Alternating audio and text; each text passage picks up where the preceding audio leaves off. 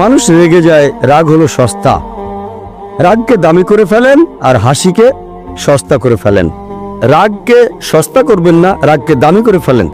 আমি বলবো সেদিনের অনুষ্ঠানেও একথা বলেছিলাম যে হাসিটাকে ফ্রি করে দেন, সস্তা কেন?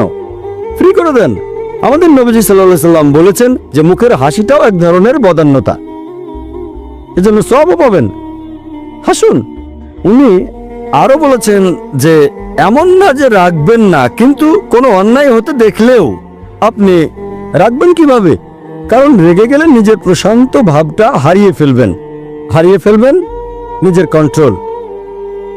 উনি ঠিকই বলেছেন, যখন আমরা রেগে যাই নিজের উপর কন্ট্রোলটা চলে যেতে পারে, প্রশান্ত ভাবটা চলে যেতে পারে।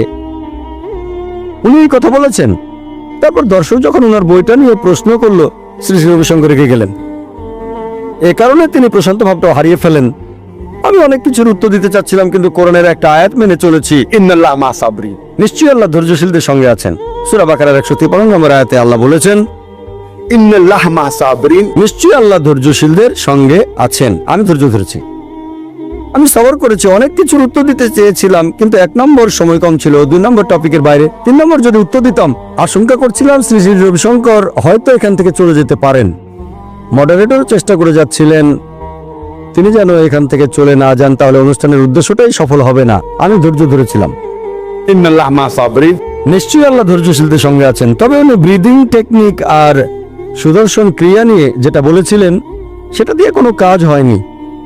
আপনারা অনুষ্ঠানটা ভালো করে দেখলে বুঝতে পারবেন। উনি মডারেটরের সাথে বিভিন্ন বিষয় নিয়ে কথা বলছিলেন, তারপর বিরক্ত হয়ে উনি আমার কথার মধ্যে বাধা দিলেন। দুবারের লেকচার আর পরে উত্তর দেওয়ার সময় বেশ কয়েকবার বাধা দিয়েছেন। আর আমি বলেছি ইন্নাল্লাহ মা'আস সাবিরিন, নিশ্চয়ই আল্লাহ ধৈর্যশীলদের সঙ্গে আছেন। সুদর্শন ক্রিয়া দিয়ে সেখানে কোনো কাজ হয়নি। সেই ব্রিদিং টেকনিক দিয়ে তিনি নিজেকে শান্ত রাখতে পারেননি। সরি, আমাকে তো এখানে সত্যি কথাটা বলতে হবে। আমি আগেও বলেছিলাম, সেই অনুষ্ঠানে বলেছিলাম, আল্লাহ পবিত্র কোরআনে বলেছেন, পবিত্র কোরআনে সূরা ইসরার 81 নম্বর আয়াতে উল্লেখ করা হয়েছে, ওয়াকুল জাআল হক ওয়া যাকাল বাতিল ইন্না বাতিলা কানা যাহুকা। যখন সত্য এসে মিথ্যার সামনে দাঁড়ায়, মিথ্যা বিলুপ্ত হয়, কারণ মিথ্যা তার প্রকৃতিগত কারণে বিলুপ্ত হবে। এছাড়াও শ্রী শ্রী রবিশঙ্কর বলেছিলেন যে এমনকি অপরাধীদেরকেও, ক্রিমিনালদেরকেও সহানুভূতি দেখাতে হবে, তাদের ঘৃণা করবেন না। ঠিক আছে, আমরা অবশ্যই সহানুভূতি দেখাবো, কিন্তু ভুল করলে তাকে শুধরে দিতে হবে, সমালোচনা করতে হবে, আপত্তি জানাতে হবে। আর উনি তার একটা বইতে লিখেছেন, one god one truth one world. উনার লেখা একটা বই, one god one truth one world. বইটা 6 নম্বর পৃষ্ঠায় তিনি লিখেছেন যে বিভিন্ন ধর্মের অনেক রীতিনীতি সেই সময়ের জন্য সঠিক ছিল, কিন্তু এখন হয়তো প্রাসঙ্গিক নয়। অনেক ধর্মের বিভিন্ন রীতিনীতি আছে যেগুলো সে সময় প্রাসঙ্গিক ছিল, কিন্তু এখন সেগুলো প্রাসঙ্গিক নয়। তিনি উদাহরণও দিয়েছেন, যেমন পবিত্র কোরআন বলছে যদি কেউ চুরি বা ডাকাতি করে তার হাত কেটে ফেলতে হবে। এটা হয়তো এখনকার দিনে প্রাসঙ্গিক না। উদাহরণ দিয়েছেন, ওনার কাছে এরকম মনে হয়েছে। তবে ইসলাম ধর্মে আমরা যেটা মানি, অপরাধীদের প্রতি আমরা সহানুভূতি দেখাবো, একই সাথে ন্যায় বিচারও করতে হবে। ইসলাম আমাদের ভালো জিনিসটা বলার পাশাপাশি দেখিয়ে দেয় কিভাবে সেই ভালো অবস্থাটা অর্জন করতে হবে। সবগুলো প্রধান ধর্মই বলছে তোমরা চুরি করো না। ইহুদি ধর্ম বলছে, খ্রিস্টান ধর্ম বলছে, ইসলাম ধর্ম একই কথা বলছে, কিন্তু ইসলাম দেখিয়ে দেয় কিভাবে সেই অবস্থা অর্জন করবেন, মানুষ চুরি করবে না। ইসলামের জাকাত দেওয়ার একটা নিয়ম আছে, যেসব ধনী লোকের সঞ্চয়ের পরিমাণ নিসাব লেভেলের উপরে থাকে, 85 গ্রাম স্বর্ণের চেয়ে বেশি, তারা তাহলে প্রতি হিজরি সালে সেই সঞ্চয়ের 2.5% জাকাত হিসেবে দান করে দেবেন। প্রত্যেকটা ধনী লোক জাকাত দিলে পৃথিবীতে দারিদ্র বলে কিছুই থাকবে না। এই পৃথিবীর একটা মানুষও না খেয়ে মারা যাবে না। তবে ইসলাম সেখানেই থেমে যাচ্ছে না। ইসলাম গরিবদের যত্ন নেবে, কেউ যেন চুরি না করে এটা নিশ্চিত করবে। তবে এই ব্যবস্থার পরও কেউ যদি চুরি করে, আল্লাহ পবিত্র কোরআনে বলেছেন, সূরা মাইদার 38 নম্বর আয়াতে উল্লেখ করা হয়েছে, পুরুষ চোর কিংবা নারী চোর তাদের হাত কেটে ফেলা হবে। এটা আল্লাহ তাআলার পক্ষ হতে আদর্শ দণ্ড।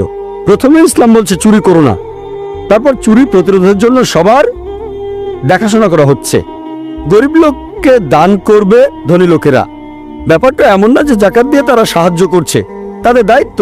এরপরও যদি কেউ চুরি করে তার হাত কেটে ফেলো। আর ব্যাপারটা এমন না যে কেউ যদি রুটি বা খাবার চুরি করে হাত কেটে ফেলা হবে। ইসলামিক নিয়মে একটা সীমা রয়েছে।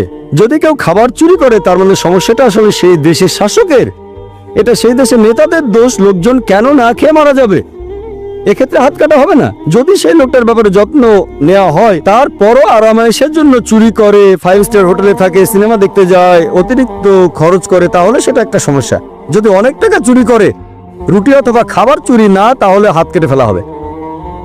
প্রসঙ্গটা দেখতে হবে বিস্তারিত নবীজির হাদিসে। যদি শুধু মুখে বলেন চুরি করো না, তারপরে কেউ চুরি করলো, তাহলে আপনি কি করবেন? কেউ 1 লাখ টাকা চুরি করলো, আপনি সহানুভূতি দেখালেন, কোনো সমস্যা নেই, সে 2 লাখ টাকা চুরি করবে, তারপর 3 লাখ টাকা, তাহলে কি শাস্তি দেবেন? পারস্পরিক ভালোবাসা সেটাও কি থাকবে? মুখে বলা খুব সহজ। কেউ যদি শ্রী শ্রী রবিশঙ্কর ধন সম্পদ চুরি করে, উনি কি করবেন? সব মেনে নেবেন?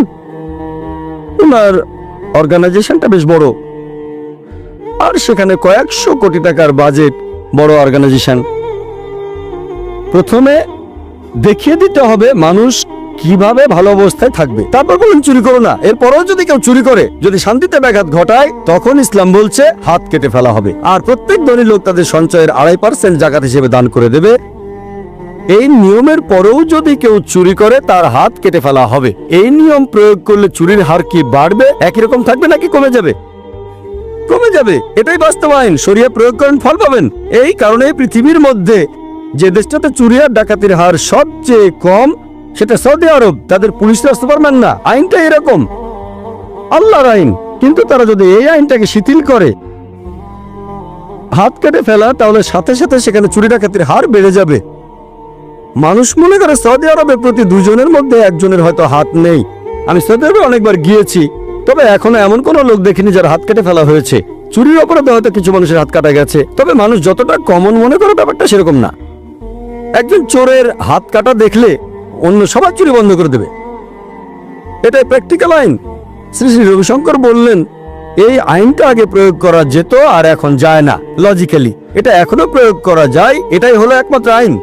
এর চেয়ে ভালো আইন আর থাকতে পারে না। চিন্তা করেন, সৌদি আরবে সোনার দোকানের লোক দরজা খোলা রেখে নামাজ পড়তে চলে যায়, শুধু একটা ফিতা বেঁধে রেখে, চুরি হয় না। সৌদি আরবে গেলে দেখতে পাবেন একটা ফিতা ঝুলিয়ে বোঝানো হচ্ছে দোকানটা এখন বন্ধ। সেখানে লক্ষ লক্ষ কোটি কোটি টাকার স্বর্ণ আছে, কিন্তু কেউ দোকানে ঢোকার সাহসও পায় না। কেন? কারণ হলো এই আইন। অন্যান্য সব জায়গায় দেখবেন ব্যাংকের ভেতরে গার্ড থাকে, বাইরে সিকিউরিটি গার্ড, তারপরও চুরি ডাকাতি হয়। এটাই বাস্তব আইন। কিন্তু যখনই এই আইনটা শিথিল করবেন, যে কোনো দেশে চুরি ডাকাতির হার বেড়ে যাবে। বাস্তবসম্মত আইন। যদি আইনটা প্রয়োগ করে একজন লোককে শাস্তি দেন, অন্যরা চুরি করবে না, আর এটা জনসম্মুখে করতে হবে। এটাই কোরআনের আইন, একেবারে রোজ কিয়ামত পর্যন্ত সব আইন। কেউ যদি বলে কোরআনের আইন আগে চলতে এখন না, আমি বলবো এটা তাদের জ্ঞানের অভাব।